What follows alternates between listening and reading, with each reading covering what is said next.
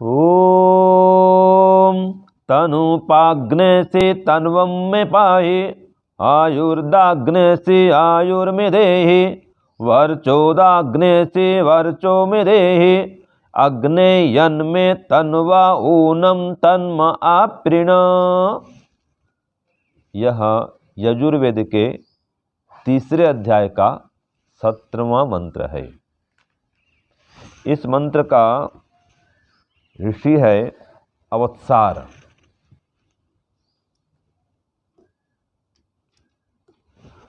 तो अवत्सार ऋषि और अग्नि देवता त्रिष्टुप छंद और दैवत स्वर है।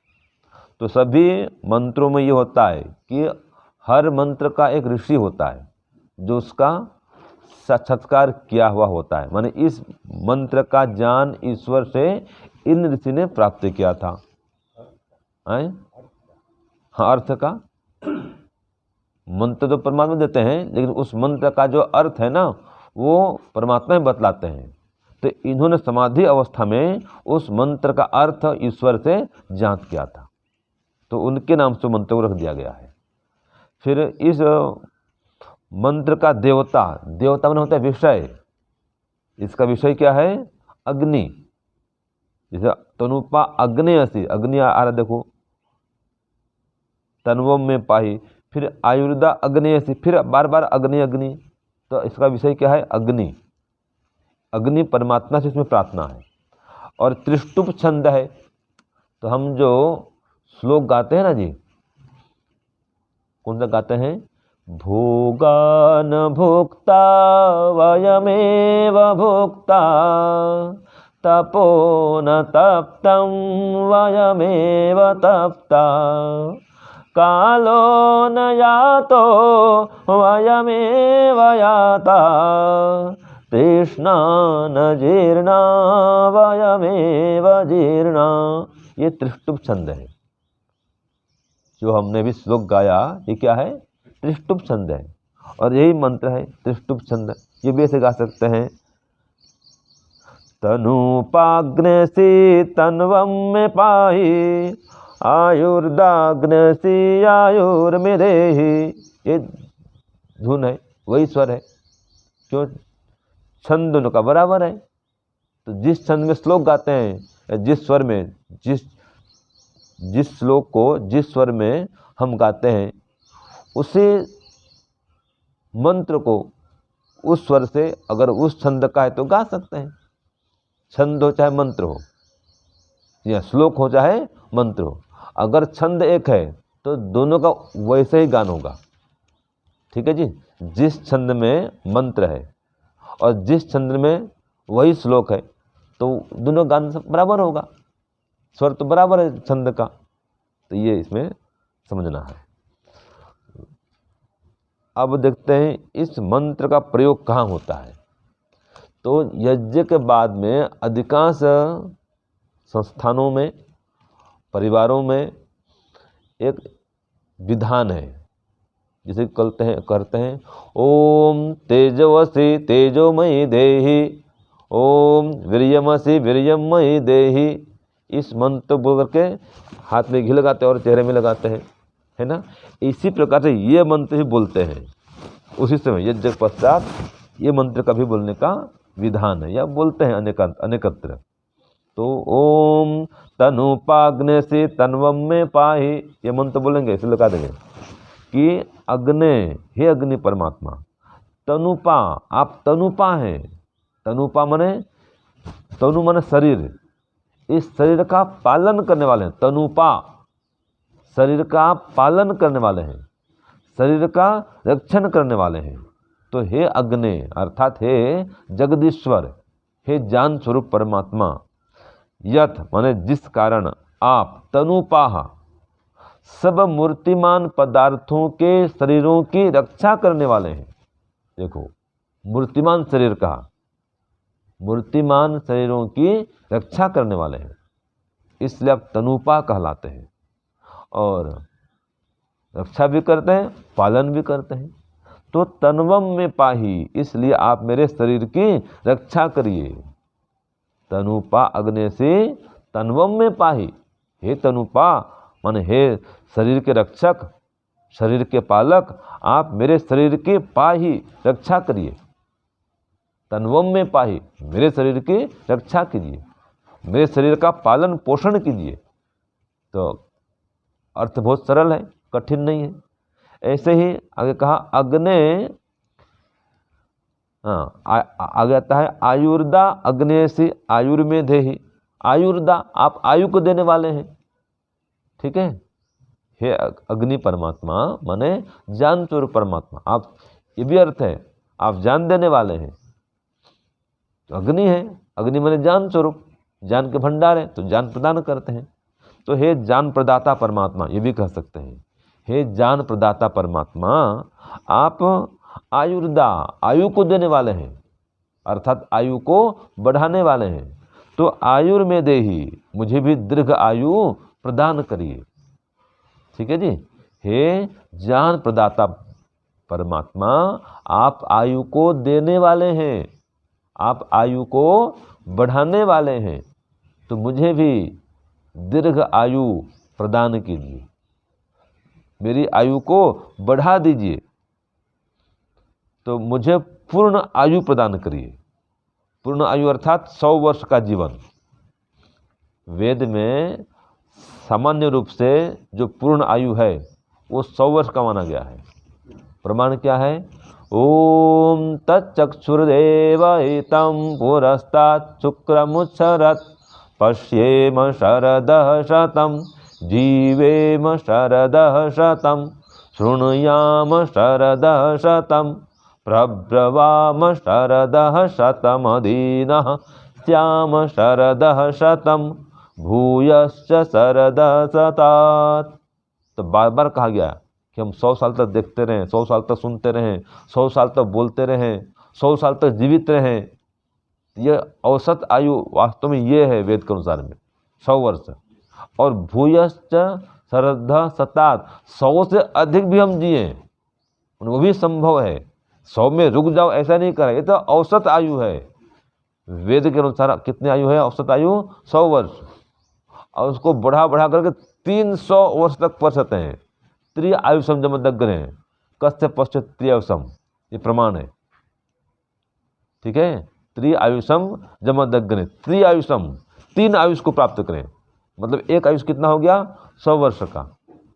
तो त्रिआयुषम 3 वर्ष की है, 300 वर्ष की आयु हम प्राप्त करें, तो वहाँ तक हम आयु को बढ़ा सकते हैं। इसलिए कहा कि हे परमात्मा आयुर्दा, आप आयु को बढ़ाने वाले हैं, मेरी आयु को भी बढ़ा दीजिए। फिर वर्चोदा अग्नि से वर्चो में देहि। तो वर्चोदा, अब देखो परमात्मा सब मनुष्यों को विज्ञान देने वाले हैं, तो कहा परमात्मा को वर्चोदासी, आप ज्ञान विज्ञान को देने वाले हैं, तो मुझे भी ज्ञान विज्ञान प्रदान करिए। वर्चो में देहि, तो आप ज्ञान विज्ञान को देने वाले हैं, तो मुझे भी वो ज्ञान विज्ञान दीजिए। और वर्चा का अर्थ क्या? पूर्ण विद्या को दीजिए, पूर्ण विद्या। वर्चा जो है ना, वर्चो में देहि, तो इसका अर्थ स्वामी जी करते हैं, स्वामी दयानंद, कि मुझे पूर्ण विद्या को दीजिए। अब पूर्ण विद्या कहाँ है संसार में? हाँ जी, वेद में है।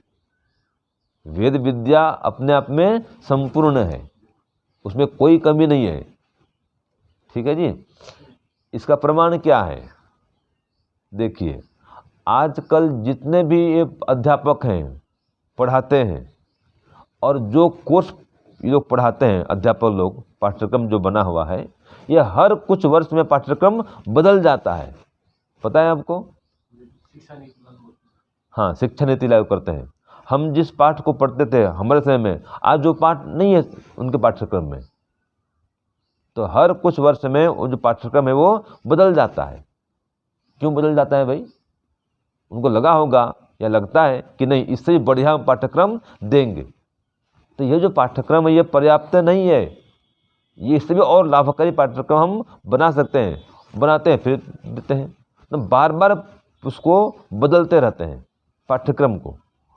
जैसे कि एक कार है, हर कुछ वर्ष में नए नए मॉडल आते रहते हैं, आते हैं ना, नई सुविधा के साथ में आते हैं, है कि नहीं जी। ये क्यों आते हैं भाई? इसका मतलब है जो प्रथम पहला जो मॉडल था, इससे और बढ़िया मॉडल हम प्रस्तुत कर सकते हैं, जो और लग्जरी हो और सुविधा हो। तो ये उसमें नहीं था, वो साधन वो सुविधा उसमें उपलब्ध नहीं, यहाँ हम देते हैं।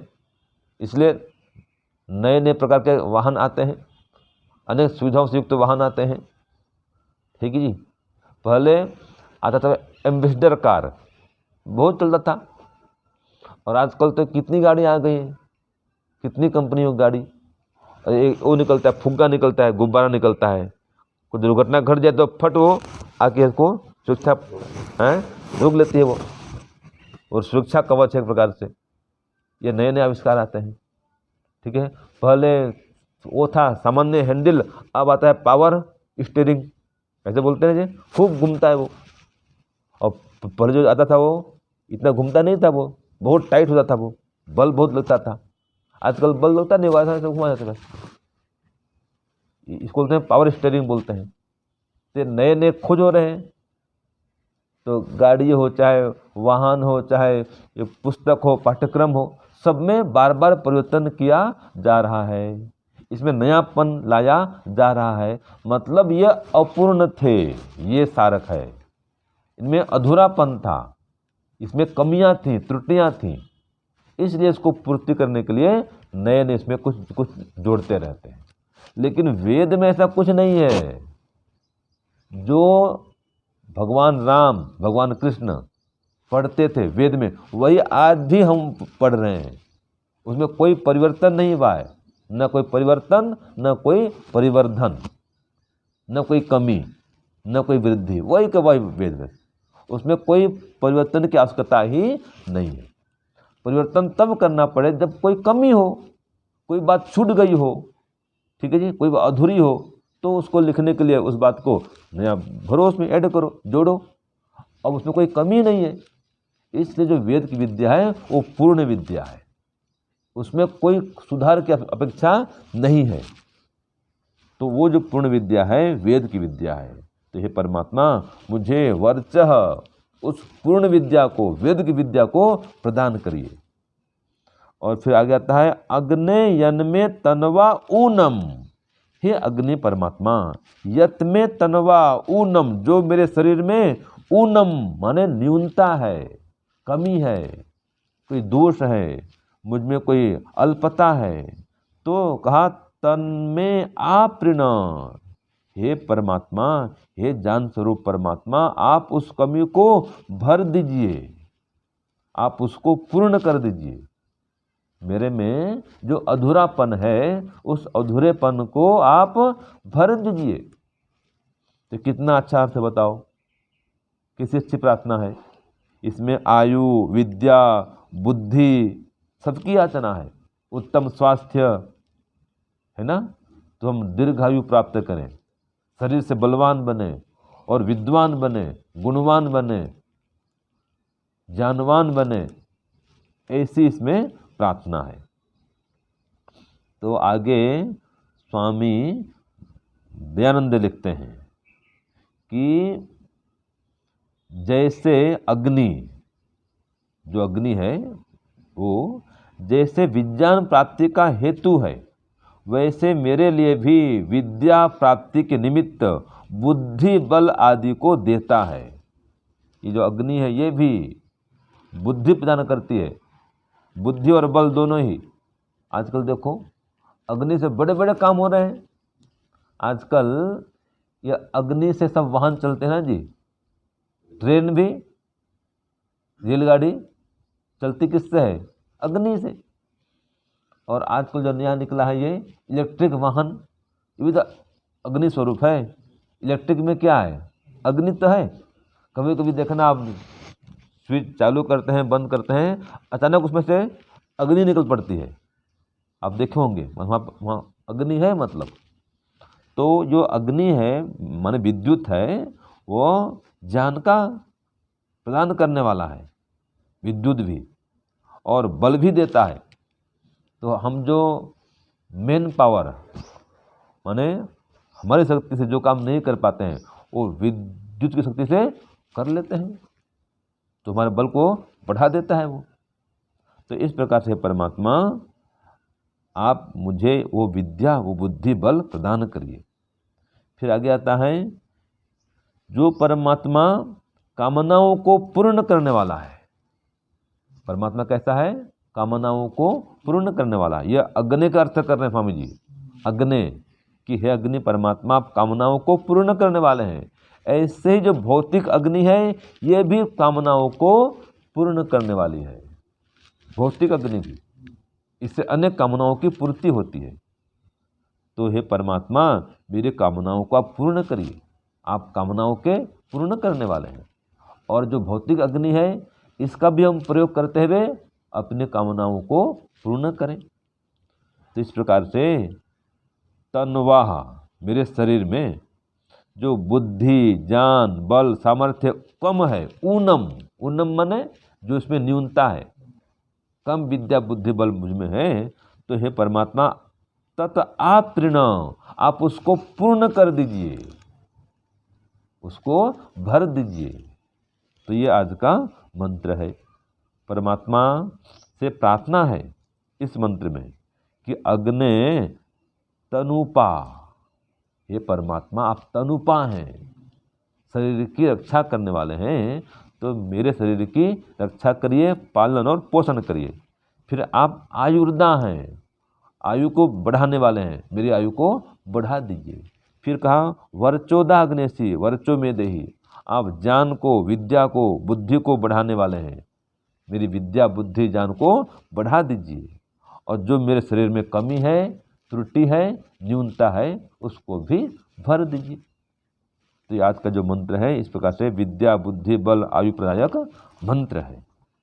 अब इसके भावार्थ में स्वामी दयानंद लिखते हैं, जिस कारण परमेश्वर ने इस संसार में सब प्राणियों के लिए शरीर के आयु निमित्त विद्या का प्रकाश और सब अंगों की पूर्णता रची है, उसी से सब पदार्थ अपने स्वरूप को धारण करते हैं। इसी प्रकार परमेश्वर की सृष्टि में प्रकाश आदि गुणवान होने से यह अग्नि भी सब पदार्थों के पालन का मुख्य साधन है। ये स्वामी जी की व्याख्या है भावार्थ में। तो देखो जो भौतिक अग्नि ये भी पालन करने वाली है, भौतिक अग्नि भी, ठीक है जी। तो परमेश्वर ने सृष्टि में प्रकाश की रचना की है, ये सूर्य है, इसमें प्रकाश किसने भरा है? परमात्मा ने। तो प्रकाश के माध्यम से हम अनेक काम कर लेते हैं। अगर प्रकाश न हो तो अंधकार ही अंधकार। अगर 1 महीने तक सूर्योदय न हो तो क्या होगा जी? हमारा जीना कठिन हो जाएगा। तो परमात्मा सभी के लिए जीवन देने वाला है, आयु देने वाला है और विद्या बुद्धि देने वाला है। हमको तो विद्या देता ही है, जब हम ध्यान करते हैं ईश्वर से ज्ञान मिलता है, विद्या मिलती है, बुद्धि बढ़ती है हमारी ध्यान के माध्यम से, और जो वेद पढ़ते हैं उससे भी विद्या बढ़ती है।